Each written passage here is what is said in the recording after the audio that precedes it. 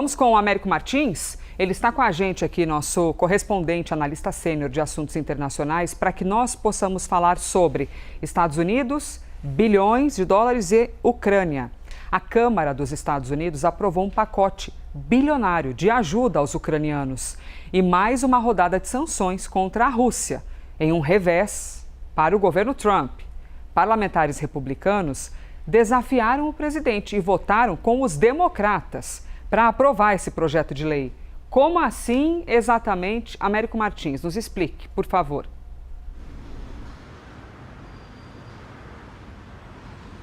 Elisa, essa votação na Câmara é muito importante por dois pontos diferentes. Em primeiro lugar, é a primeira vez neste mandato do presidente Donald Trump que o Congresso americano aprova um pacote bilionário para a Ucrânia. Até aqui, o presidente Donald Trump vinha dizendo que não iria mais ajudar financeiramente a Ucrânia, que iria vender armamentos para a Ucrânia, que seriam pagos pelos outros países europeus da OTAN. Então é um pacote de ajuda de 8 bilhões de dólares para a Ucrânia e também mais sanções contra o governo russo e muitas autoridades russas. O segundo motivo da importância dessa votação de ontem é que foi uma derrota do presidente Donald Trump no Congresso. O presidente Donald Trump vinha atuando para que esse pacote de ajuda aos ucranianos não passasse na Câmara dos Representantes.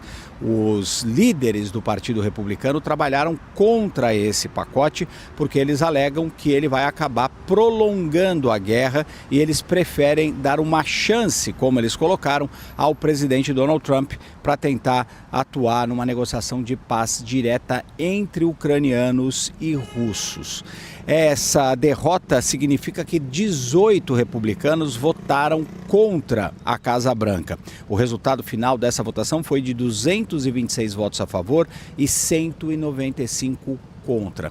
Só que a história não acaba aqui, Elisa. Esse projeto de lei precisa passar ainda no Senado, onde pode sim também haver uma pequena rebelião de republicanos, mas onde vai ser difícil esse pacote chegar aos 60 votos necessários. Isso mostra aí uma divisão no Congresso, inclusive, no apoio ou não aos ucranianos. De qualquer forma, foi uma derrota, uma rara derrota do presidente Donald Trump no Congresso americano e o primeiro pacote de ajuda aprovado para os ucranianos desde que ele retornou à Casa Branca. A última vez que a Câmara dos Representantes tinha aprovado um pacote massivo, bilionário de ajuda aos ucranianos, tinha sido ainda na gestão do ex-presidente Joe Biden, que era muito mais compromissado com a ajuda aos ucranianos nessa guerra contra os russos. Que inclusive lhe rendeu um bom impacto em popularidade, né, Américo? Havia um olhar ali também muito crítico nos Estados Unidos sobre a quantidade de dinheiro que os americanos estavam mandando para a guerra em ajuda à Ucrânia, de nossa, como é que a gente está mandando tanto dinheiro para lá, sendo que a gente tem as nossas necessidades aqui dentro? Aliás, Américo, explica para a gente, por favor, essa questão que apareceu de que o próprio Volodymyr Zelensky publicou uma carta aberta a Vladimir Putin, é isso? Presidente da Rússia, propondo um encontro, propondo negociar o fim da guerra. Como é que é essa carta?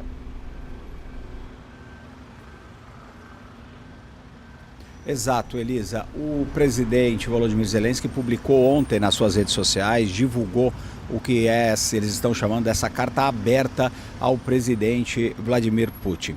Essa carta é uma proposta de negociação direta, cara a cara, entre ele, Volodymyr Zelensky, e o líder russo Vladimir Putin. Não é a primeira vez que o Zelensky faz esse tipo de proposta, fala numa negociação direta e recebeu já como resposta do Kremlin: tudo bem, podemos conversar, desde que você venha aqui até Moscou. O Zelensky já disse que não iria a Moscou para negociar com Vladimir Putin e que ele preferia negociar num local neutro. O tom da carta do Volodymyr Zelensky, no entanto, Elisa, foi muito jocoso.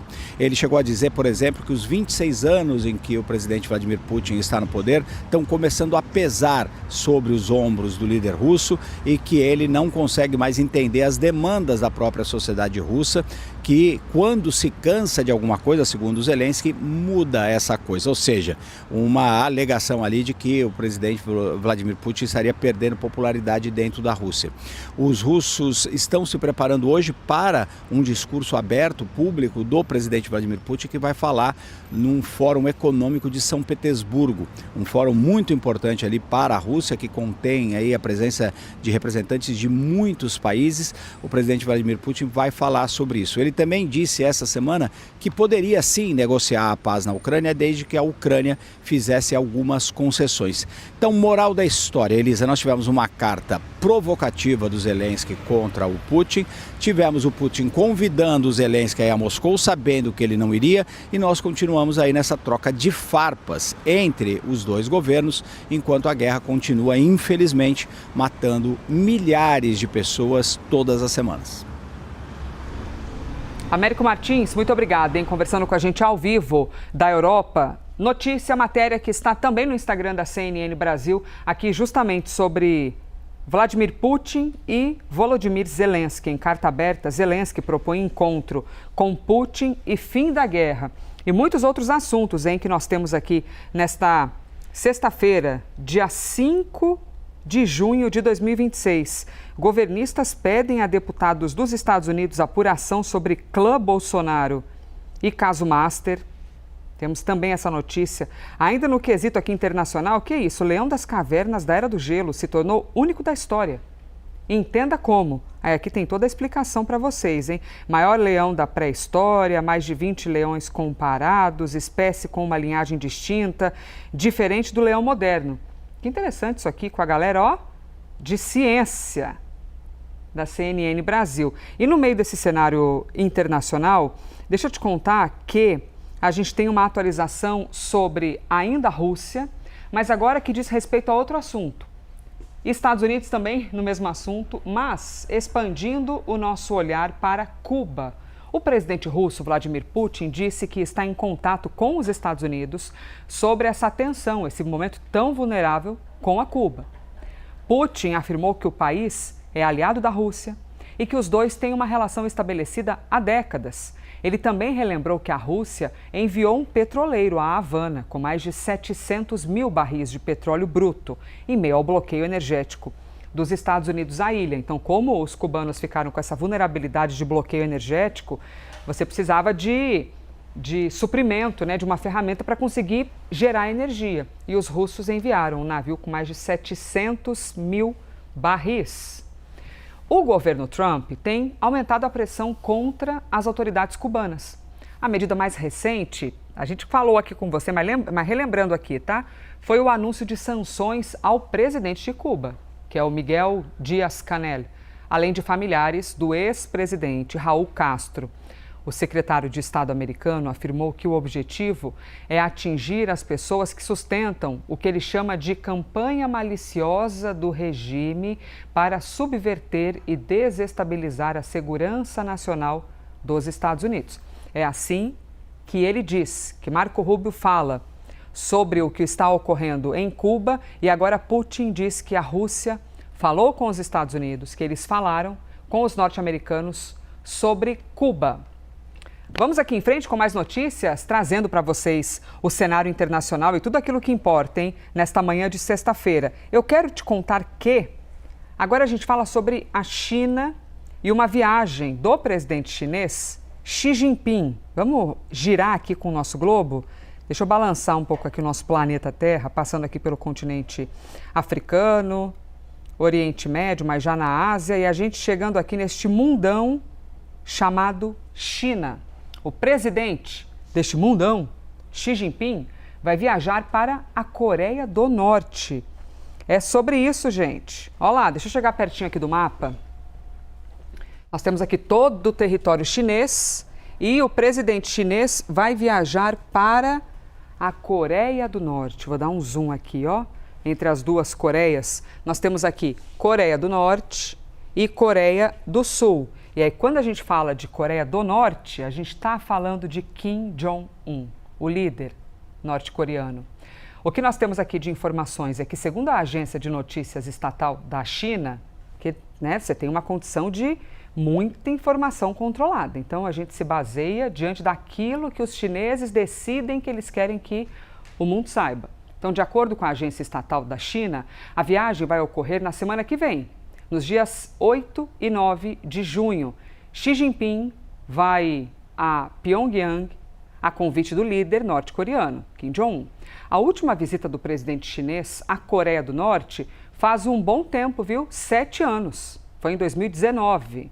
Essa também será a primeira viagem internacional de Xi Jinping neste ano. A reunião com Kim Jong-un vem após encontros do líder da China com Donald Trump e também com Vladimir Putin. Lembrando que a Coreia do Norte é uma aliada próxima de Pequim e o único país do mundo que tem um tratado de defesa mútua com a China. Então nós temos aqui a informação da Coreia do Norte e da China. Mas agora falando sobre Oriente Médio, ainda na Ásia, eu vou passar aqui o mapa para a direita para que nós possamos chegar aqui, ó, Afeganistão, Uzbequistão, Azerbaijão e aqui um pouquinho mais abaixo, Irã, todo o Oriente Médio e aquilo que diz respeito a Israel e a Líbano.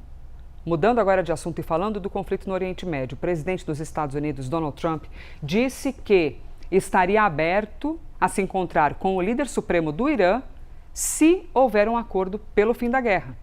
Trump disse que não quer se encontrar com Mojtaba Khamenei, mas que poderia considerar essa possibilidade se Washington e Teherã chegarem a algum tipo de consenso.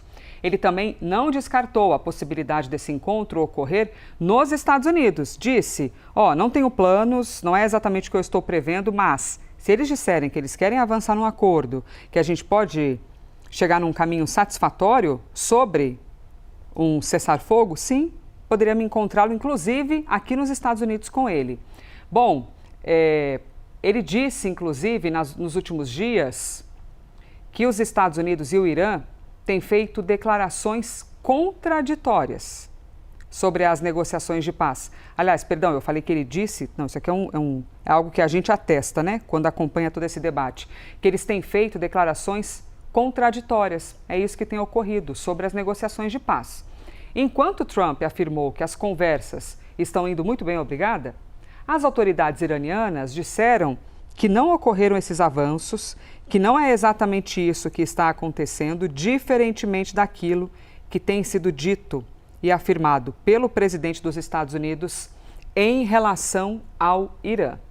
Ainda falando sobre esse baita território aqui iraniano, autoridades iranianas negaram que estão cobrando pedágios de navios que passam aqui pelo Estreito de Hormuz. Então, de novo, vamos colocar o nosso olhar aqui no Estreito de Hormuz, exatamente aqui, mas mais precisamente o estreito em si fica aqui, pessoal, nas proximidades da fronteira entre Irã e Emirados Árabes. É aqui que fica o Estreito de Hormuz. E aí eles estão negando que eles estão fazendo cobrança de pedágio e que tudo isso está acontecendo. É isso que eles dizem. Mas afirmaram que buscam impor taxas de serviços. Então, a gente não está cobrando pedágio, mas a gente está impondo o que eles chamam de taxa de serviço. Segundo o país, esse pagamento serviria para garantir a segurança das embarcações. O vice-chanceler iraniano afirmou que o país pretende cobrar pelos serviços prestados em conjunto com Omã. É isso, que não é um pedágio, mas tem uma cobrança de serviço prestado ali e que ainda haveria de ser em conjunto com Omã. Os serviços incluem assistência à navegação, incluem operações de busca e salvamento, serviços de segurança e proteção, além de ações de limpeza ambiental em caso de poluição. Segundo a autoridade iraniana, os mecanismos que estão sendo elaborados serão compatíveis com o direito internacional, mas eles reconhecem que não serão 100% agradáveis para alguns países. Então, os iranianos disseram que estão aqui, fazendo um acordo com Omã, que fica aqui nesta parte, que também tem boa parte do país. Desculpa, deixa eu levantar aqui um pouquinho o zoom para a gente enxergar melhor. O Omã tem boa parte do país também aqui nas bordas oceânicas. E justamente fazendo aqui, parte desta entrada para o Estreito de Hormuz, visto que os navios chegam por aqui e entram por esse estreito, passando por essa curvinha, que é a curvinha sensível e que causa muita preocupação em todo o planeta, que é exatamente o Estreito de Hormuz. Voltando a falar agora especificamente do Irã, minha gente, milhares de pessoas se reuniram na capital Teherã. E por qual motivo? A gente até compartilhou com vocês ontem, tá? Parte desse motivo que eles estão comemorando aqui, é um dia de lembrança para eles, né? Aqui exatamente na capital, que fica mais ao norte do país, Teherã, tem havido uma reunião de muita gente para marcar os 37 anos da morte do fundador da República Islâmica, o Ayatollah Khomeini. O correspondente da CNN, Fred Pleitgen, conversou com o bisneto do líder da revolução e conta os detalhes para a gente. E tudo isso que você vai ver agora, só aqui na CNN Brasil, é direto de Teherã. We're at an event here in Tehran to mark the death of the founder of the Islamic Republic of Iran, Ayatollah Khomeini. And as you can see, a lot of people have turned out here to pay their respects. Now, in this year, as Iran is in this conflict with the United States, of course, this event also has a special meaning for the people who have come here. There's a lot of people that we are seeing who are waving red flags that say revenge on them. Because, of course, there are still a lot of people here who want revenge for the killing of Iran's supreme leader, Ayatollah Ali Khamenei, and that's also something that was voiced here by the crowd. We don't trust America. Never. Ever. There is no reason for the Islamic Republic of Iran to grant concessions. We have no reason to back down from our position. We were not defeated in war, nor have we been defeated in diplomacy. We demonstrated that we are capable of resisting and that we are highly resilient. At the same time, of course, the context that all of this happens in is extremely important. There are talks that are going on between the U.S. and Iran where both sides say they are trying to get to a memorandum of understanding that would then pave the way for broader peace talks to try and end the war between Iran and the United States for good. Also, though, of course, the security situation, especially in the Persian Gulf, remains extremely volatile, with the U.S. hitting some targets on some Persian Gulf islands, the Iranians, for their part, saying that they were hitting targets affiliated with the United States in places like Kuwait and in places like Bahrain as well. So the security situation very volatile, the ceasefire very fragile. At the same time, both sides say that they are trying to find a way out of the impasse. Fred Pleitgen, CNN, Tehran.